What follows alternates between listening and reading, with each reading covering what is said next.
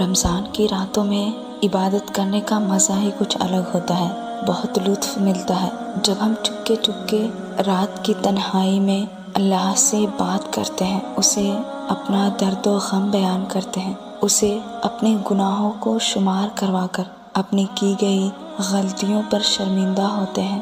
اس رمضان سے بہتر بھی کوئی وقت ملے گا جس میں آپ اللہ سے بالکل قریب ہوتے ہیں، اور اس میں 2 وقت سب سے زیادہ اہم ہوتا ہے، ایک وقت تہجد کا اور دوسرا افطار کا۔ افطار سے کچھ دیر پہلے جب آپ اللہ سے دعا کرتے ہیں تو اس وقت اللہ آپ کو بہت قریب سے سنتا ہے۔ ایک بار حضرت موسیٰ علیہ السلام نے اللہ تعالیٰ سے سوال کیا کہ اللہ، جتنا میں آپ کے قریب ہوں، آپ سے بات کر سکتا ہوں، کیا اتنا کوئی اور ہے؟ تو اللہ تعالیٰ نے فرمایا، اے موسیٰ، آخر وقت میں ایک امت محمد صلی اللہ علیہ وسلم کی ہوگی، اور اس امت کو ایک مہینہ ایسا ملے گا جس میں وہ خشک ہونٹوں، پیاسی زبان، سوکھی ہوئی آنکھیں، بھوکے پیٹ جب افطار کرنے بیٹھے گی تب میں ان کے بہت قریب ہوں گا۔ اے موسیٰ، تمہارے اور میرے درمیان 70 پردوں کا فاصلہ ہے، لیکن افطار کے وقت اس امت اور میرے درمیان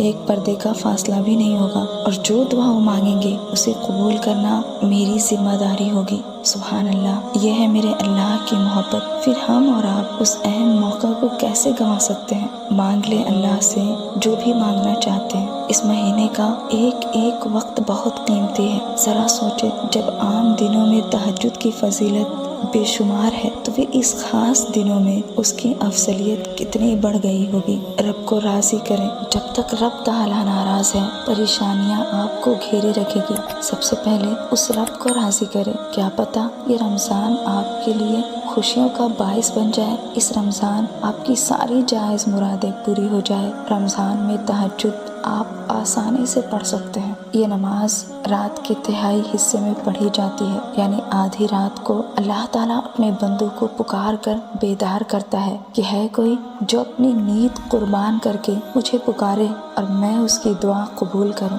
اور جس نے تہجد کے لیے نیند کو قربان کر کے بستر کو چھوڑا، گویا اس نے اپنے رب کی پکار پر لبیک کہا اور اللہ نے اسے تہجد کے لیے چنا۔ تو ذرا سوچو، جب رات کے آخری پہر اللہ تمہیں خود چنتا ہے تہجد پڑھنے کے لیے، تو پھر سوچو وہ تمہیں خالی ہاتھ کیسے لوٹائے گا۔ اس لیے جب بھی رات کے آخری پہر آنکھ کھلے تو اسے بے وجہ مت سمجھ لینا، اس کا مطلب اللہ تم سے تہجد میں ملاقات کرنا چاہتا ہے۔ اور رمضان میں تہجد ادا کرنا تو بہت ہی آسان ہے۔ جب تم سحری کے لیے جگو تو پہلے تہجد پڑھو، اللہ سے اپنی دل کی باتیں بیان کرو، وہ بڑا ہی عظمت والا ہے، تمہارے حالات کو کبھی بھی تمہارے حق میں بدل سکتا ہے۔ اپنے دل کو مضبوط بناؤ اور اللہ پر یقین رکھو، وہ تمہاری ہر مشکلیں آسان کر دے گا۔ اتنا جان لو کہ اگر اللہ تمہیں تہجد کا پابند بنا رہا ہے تو سمجھو اللہ تمہیں بہت جلد اپنی رحمت سے نوازنے والا ہے۔ تہجد اور افطار کے وقت اللہ سے دعا ضرور کرو۔ یہ 2 اوقات رمضان میں بہت اہم ہیں اور مقبول ہیں،